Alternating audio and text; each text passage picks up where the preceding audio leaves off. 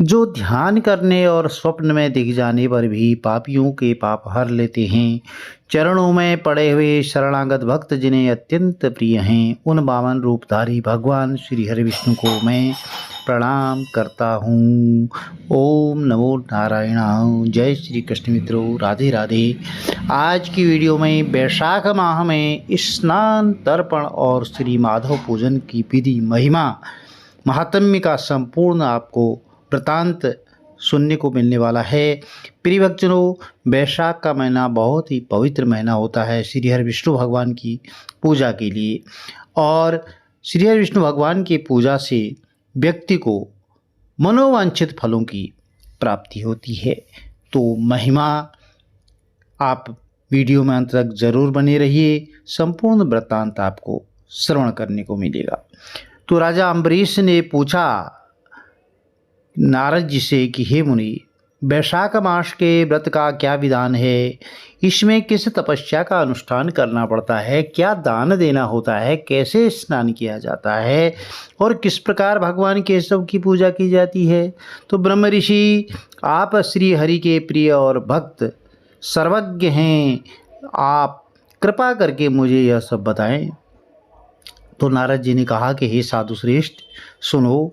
वैशाख मास में जब सूर्य मेष राशि पर चले जाएं, तो किसी बड़ी नदी में, नदी रूप तीर्थ में, नद में, सरोवर में, झरने में, देवकुंड में, या स्वतः प्राप्त हुए किसी भी जलाशय में, बावड़ी में अथवा कुएं आदि पर जाकर के नियम पूर्वक भगवान श्री हरि विष्णु का स्मरण करते हुए स्नान करना चाहिए। स्नान के पहले आप जो है श्लोक पढ़ सकें तो ये श्लोक का भी उच्चारण कर सकते हैं।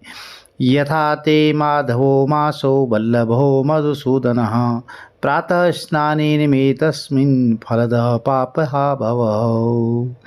हे मधुसूदन, माधव मास यानी कि वैशाख मास आपको विशेष प्रिय है, इसलिए इसमें प्रातः स्नान करने से आप शास्त्रोक्त फल के देने वाले हों और मेरे पापों का नाश कर दें। इस प्रकार कहकर मौन भाव से उस तीर्थ के किनारे अपने दोनों पैर धो लें। फिर भगवान नारायण का स्मरण करते हुए विधिपूर्वक स्नान करें। स्नान की विधि कुछ इस प्रकार है। विद्वानों ने पुरुष को मूल मंत्र पढ़ करके तीर्थ की कल्पना कर लेनी चाहिए। जो विद्वान पुरुष हैं उनको मूल मंत्र अवश्य पढ़ना चाहिए, और ओम नमो नारायणाय यह मंत्र ही मूल मंत्र कहा गया है। इसको आप सभी पढ़ सकते हैं। ओम नमो नारायणाय। पहले हाथ में कुश लेकर के विधि पूर्वक आचमन करें और मन इंद्रियों को संयम में रखते हुए बाहर भीतर से पवित्र रहें। फिर 4 हाथ का चौकोर मंडल बना करके उसमें निम्न मंत्रों के द्वारा माँ भगवती श्री गंगा का आह्वान करें। गंगे, तुम भगवान श्री विष्णु के चरणों से प्रकट हुई और श्री विष्णु ही तुम्हारे देवता हैं, इसलिए तुम्हें वैष्णवी कहा जाता है। हे देवी, तुम जन्म से लेकर के मृत्यु तक समस्त पापों से मेरी रक्षा करो। स्वर्ग, पृथ्वी और अंतरिक्ष में कुल 3.5 करोड़ तीर्थ हैं, ऐसा वायु देवता का कथन है। माता जाह्नवी, वे सभी तीर्थ तुम्हारे अंदर मौजूद हों। देव ऋषियों के देवलोक में तुम्हारा नाम हो नंदिनी और नलिनी है। इनके सिवा दक्षा, पृथ्वी, वियदगंगा, विश्वकाया, शिवा, अमृता और विद्याधरी, महादेवी, लोक प्रसादिनी, क्षेमंकरी, जाह्नवी, शांता और शांति प्रदायिनी आदि तुम्हारे अनेकों नाम हैं। स्नान के समय इन पवित्र नामों का स्मरण करना चाहिए। इससे तिब्बत गामिनी भगवती गंगा उपस्थित हो जाती हैं। 7 बार उपयुक्त नामों का जप करके संपुट के आकार में दोनों हाथों को जोड़ करके उनमें जल ले और 4, 6 या 7 बार मस्तक पर डालें। फिर इस प्रकार स्नान करके पूर्ववत मृतिका को भी विधिवत अवमंत्रित कर लें और उसे शरीर में लगाकर नहा लें। मृतिका को अपमानित करने का मंत्र भी ये होता है। अश्वक्रांति रथक्रांति विष्णुक्रांति वसुंधरी मृत्तिके हर मे पापम यनमया दुष्कृतम कृतम उद्धृतासी वाराहेण कृष्णेन शतबाहुनां नमस्ते सर्वलोकानां प्रभवारणी सुब्रते। हे सुंदरे, तुम्हारे ऊपर अश्व और रथ चला करते हैं। भगवान श्री हरि विष्णु ने भी वामन अवतार धारण करके तुम्हें एक पैर से नापा था। मृतके, मैंने जो बुरे कर्म किए हैं मेरे सब ऊपर पापों का तुम हर लो। हे देवी, सैकड़ों भुजाओं वाले भगवान श्री विष्णु ने वराह का रूप धारण करके तुम्हें जल से बाहर निकाला था और तुम संपूर्ण लोगों की उत्पत्ति के लिए अरणी के समान हो। अर्थात जैसे अरणी काष्ठ से आग प्रकट होती है, उसी प्रकार तुमसे संपूर्ण लोक उत्पन्न होते हैं। सुव्रते, तुम्हें मेरा नमस्कार है। इस प्रकार स्नान करके पश्चात विधि पूर्वक आचमन करके जल से बाहर निकले। स्नान के बाद साफ स्वच्छ वस्त्र धारण कर लें। उसके बाद श्री हरि विष्णु भगवान को तृप्त करने के लिए तर्पण कर सकते हैं। इससे पहले श्री ब्रह्मा का तर्पण करें। श्री हरि विष्णु भगवान, श्री रुद्र और प्रजापति देवता का तर्पण करना चाहिए। तत्पश्चात देवता, यक्ष, नाग, गंधर्व, अप्सरा, असुरगण, क्रूर सर्प, गरुड़, वृक्ष, जीव जंतु, पक्षी, विद्याधर, मेघ, आकाशचारी जीव, निराधार जीव, पापी जीव और धर्मपरायण जीवों की तृप्ति करने के लिए मैं उन्हें जल अर्पण करता हूँ। यह कह करके उन सबको जलांजलि देनी चाहिए। देवताओं का तर्पण करते समय यज्ञोपवीत को बाएं कंधे पर डालते रहना चाहिए। तत्पश्चात उसे गले में माला की भांति कंठी कर लें और दिव्य मनुष्यों, ऋषि पुत्रों और ऋषियों का भी भक्तिपूर्वक तर्पण करना चाहिए। सनक, सनंदन, सनातन और सनत कुमार ये दिव्य मनुष्य हैं। कपिल, आसुरी, बौडू और पंचशिख ये प्रधान ऋषि पुत्र हैं। ये सभी मेरे दिए हुए जल से तृप्त हों, ऐसा कह करके इन्हें जल दे दें। इस प्रकार मरीचि, अत्रि, अंगिरा, पुलस्त, पुलह, क्रतु, प्रचेता, वशिष्ठ, नारद और अन्य अन्य देवताओं, ऋषियों, महर्षियों का अक्षत सहित जल के द्वारा तर्पण करें। इस प्रकार ऋषि तर्पण करने के पश्चात यज्ञोपवीत को दाहिने कंधे पर करके और बाएं घुटने को पृथ्वी पर टेक करके बैठना चाहिए। फिर अग्निश्वात, सौम्य, हविष्मान, उष्म, कव्यवाट, अनल, बहिर्षद, पिता, पितामह आदि और मातामह ननिहाल पक्ष जो है आदि सब लोगों का विधिवत तर्पण करके, और जो मेरे बंधु बांधव हैं, जो मेरे बांधव हों, जो दूसरे किसी जन्म से मेरे बांधव रहे हों, मित्र रहे हों, वह सब मेरे दिए गए जल से तृप्त हों। जो आपके बंधु बांधव रहे हैं उनसे जो है इस जल से जो जलदान जलांजलि कर रहा हूँ, इससे उनकी आत्मा तृप्ति होए। इनके सिवा जो भी प्राणी मुझसे जल की अभिलाषा रखते हों, वे भी सब तृप्ति लाभ करें। ऐसा कह करके उनकी तृप्ति के उद्देश्य से जल दान करना चाहिए, छोड़ना चाहिए। तत्पश्चात विधि पूर्वक आचमन करके अपने आगे कमल की आकृति बनावें और सूर्यदेव के नामों का उच्चारण करते हुए अक्षत, पुष्प, लाल चंदन और जल के द्वारा उन्हें यत्नपूर्वक अर्घ्य दें। तो प्रिय भक्तजनों, यह श्री पद्म पुराण जो है उसके अंतर्गत लिखी गई बातें हैं और हमारे धर्मशास्त्रों में बताई गई हैं। भगवान सूर्य आप विश्व रूप ब्रह्म स्वरूप हैं। इन दोनों रूपों में आपको नमस्कार है। आप सहस्त्रों किरणों से सुशोभित और तेज स्वरूप हैं। आपको सदा नमस्कार है।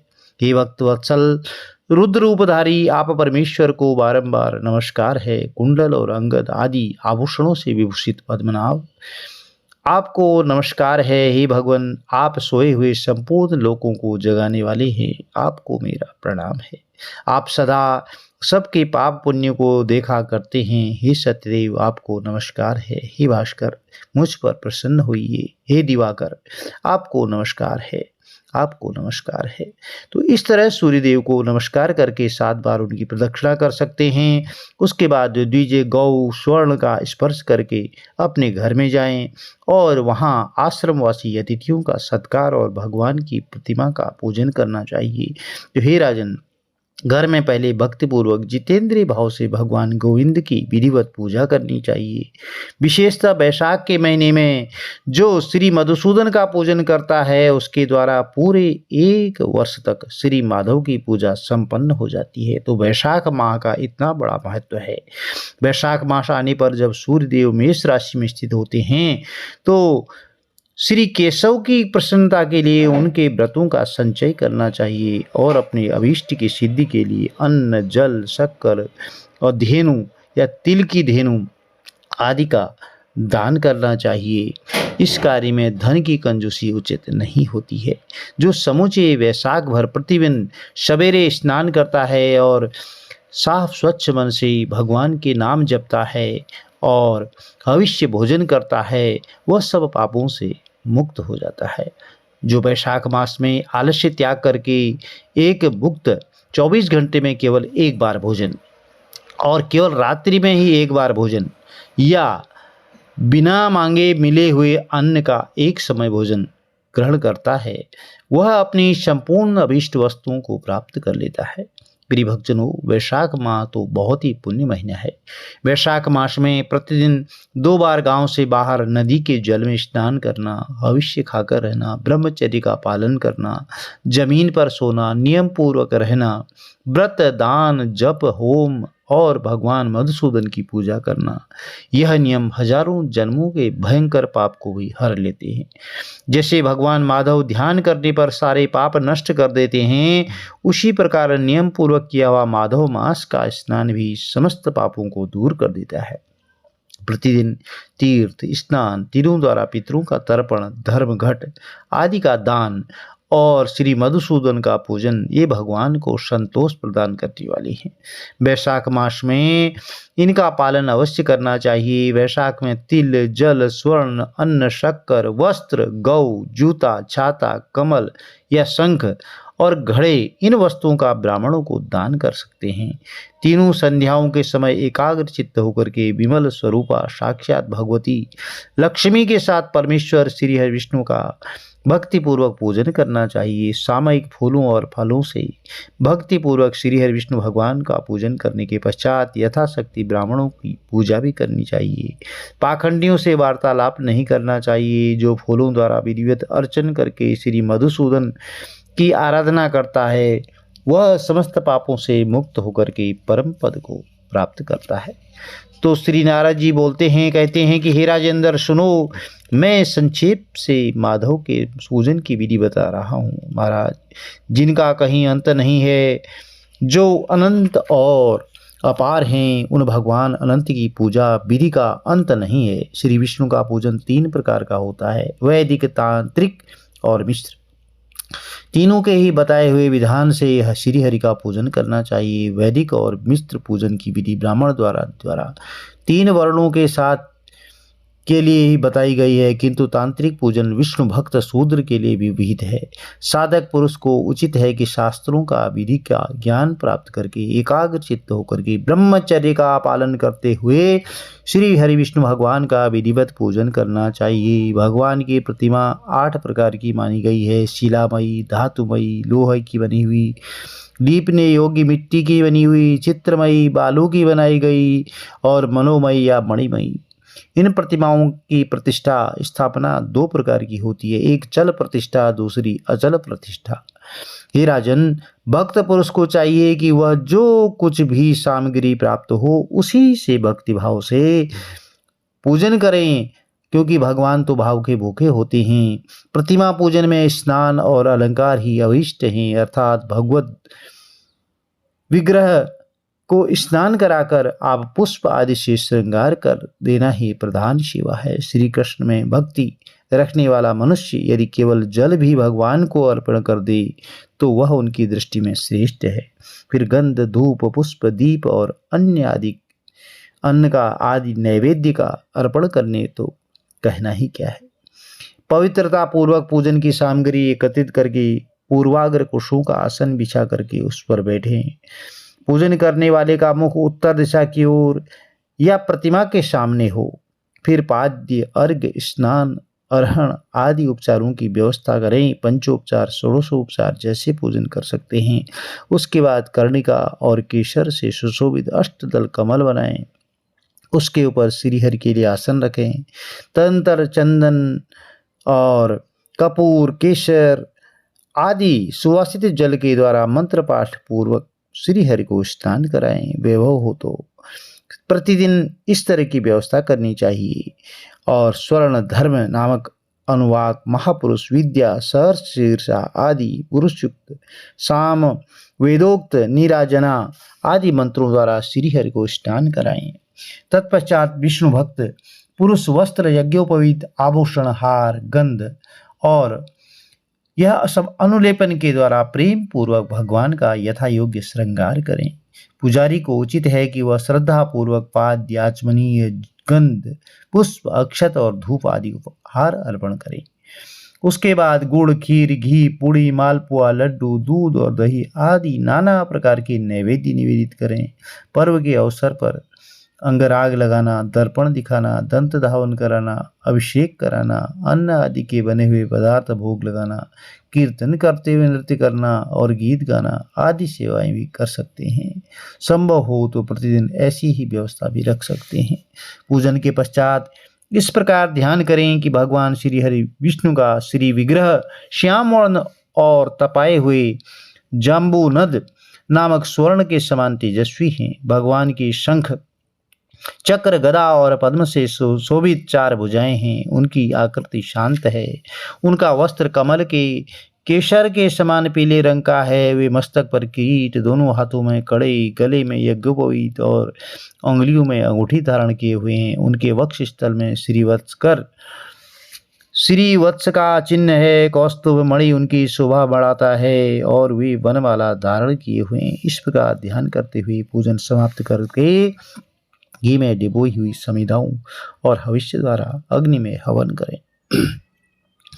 आज्य भाग, आधार नामक आहुतियां देने के पश्चात घृतपूर्ण हविष्य का होम करना चाहिए। तदंतर पुनः भगवान का पूजन करके उन्हें प्रणाम करें और पार्षदों को नैवेद्य अर्पण करना चाहिए। उसके बाद मुख शुद्धि के लिए सुगंधित द्रव्यों से युक्त तांबूल निवेदित करना चाहिए।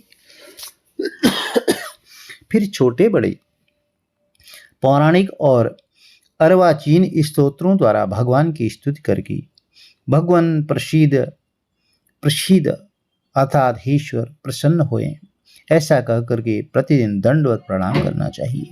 अपना मस्तक भगवान के चरणों में रख करके दोनों भुजाओं को फैलाकर परस्पर मिला दें और इस प्रकार कहें कि हे परमेश्वर, मैं मृत्यु रूपी ग्रह और समुद्र में भयभीत होकर के आपकी शरण में आया हूँ, आप मेरी रक्षा करें। तदंतर भगवान को अर्पण की हुई प्रसाद माला आदि को आदर पूर्वक सिर पर चढ़ाएं और यदि मूर्ति विसर्जन करने योग्य हो तो उसका विसर्जन भी कर सकते हैं। ईश्वरीय ज्योति को आत्म ज्योति में स्थापित कर लें। प्रतिमा आदि में जहाँ भगवान का चरण हो वहीं श्रद्धा पूर्वक पूजन करना चाहिए। मन में यह विश्वास रखना चाहिए कि जो संपूर्ण भूतों में और मेरी आत्मा में रम रहे हैं वे ही सर्वात्मा परमेश्वर इस मूर्ति में विराजमान हैं। इस प्रकार वैदिक और यहाँ तांत्रिक क्रिया योग के मार्ग से जो भगवान की पूजा करता है वह सब ओर से अभीष्ट सिद्धि को प्राप्त करता है। श्री हरि विष्णु भगवान की प्रतिमा की स्थापना करने उसके लिए सुदृढ़ मंदिर बनवा सकते हैं। पूजा कर्म की सुव्यवस्था के लिए सुंदर फुलवाड़ी भी लगवानी चाहिए। बड़े बड़े पर्वों पर प्रतिदिन पूजा कार्य का भली भांति निर्वाह करना चाहिए। इसके लिए भगवान के नाम से खेत, बाजार, कस्बा और गांव आदि भी लगा सकते हैं। योग करने से मनुष्य भगवान के सायुज्य को प्राप्त करता है और भगवत विग्रह की स्थापना करने से सार्वभौम यानी सम्राट के पद को, मंदिर बनवाने से तीनों लोकों के राज्य को, पूजा आदि की व्यवस्था करने से ब्रह्मलोक को और इन तीनों कार्यों के अनुष्ठान से मनुष्य भगवत सायुज्य को प्राप्त कर लेता है। केवल अश्वमेध यज्ञ करने से किसी को भक्ति योग की प्राप्ति नहीं होती। भक्ति योग तो वही प्राप्त कर पाता है जो पूर्वोक्त रीति से प्रतिदिन श्री हरि विष्णु भगवान की पूजा करता है। तो हे राजन, वही शरीर शुभ कल्याण का साधक है जो भगवान श्री कृष्ण को साष्टांग प्रणाम करने के कारण धूलि दूषित हो रहा है। नेत्र भी वही अत्यंत सुंदर और तप शक्ति से संपन्न हैं जिनके द्वारा श्री हरि का दर्शन होता है। वही बुद्धि निर्मल और चंद्रमा शंख के समान उज्जवल है जो सदा श्री लक्ष्मीपति के चिंतन में संलग्न रहती है। और वही जिह्वा मधुर भाषणी है जो बारंबार भगवान नारायण का स्तवन किया करती है। स्त्री और शूद्रों को भी मूल मंत्र के द्वारा श्री हरि का पूजन करना चाहिए। अन्य अन्य वैष्णव जनों को भी गुरु की बताई हुई पद्धति से श्रद्धा पूर्वक भगवान की पूजा करनी चाहिए। तो हे राजन, यह सब प्रसंग मैंने तुम्हें बता दिया। श्री माधव का पूजन परम पावन है। विशेषतः वैशाख मास में तुम इस प्रकार का पूजन अवश्य करना। श्री सूत जी कहते हैं कि महर्षिगण इस प्रकार पत्नी सहित मंत्रवेत्ता महाराज अम्बरीश को उपदेश दे उनसे पूजित हों। विदा लेकर के देव ऋषि नारद जी वैशाख मास में गंगा स्नान करने के लिए चल दिए। लोक में जिनका पावन सुयश फैला हुआ था उन राजा अम्बरीश ने भी मुनि की बताई हुई वैशाख मास की विधि का पुण्य बुद्धि से पत्नी सहित पालन किया। तो प्रिय भक्तजनों, यह कथा थी कि वैशाख महीने में स्नान दान तर्पण और श्री हरि विष्णु भगवान की पूजन की महिमा कितनी बहुत अधिक है। इसको पूजन करने से, श्री हरि विष्णु भगवान के श्री माधव मास में पूजन करने से, वैशाख मास में पूजन करने से कौन कौन से फलों की प्राप्ति होती है। यदि यह जानकारी आपको अच्छी लगी तो चैनल को लाइक कीजिए, शेयर कीजिए, सब्सक्राइब कीजिए, साथ में बेल आइकन जरूर प्रेस कर दीजिए जिससे आने वाली वीडियोज़ की नोटिफिकेशंस आपको ठीक समय पर मिल सके। श्री हरि विष्णु भगवान का आशीर्वाद आपके कुटुंब में सदैव बना रहे।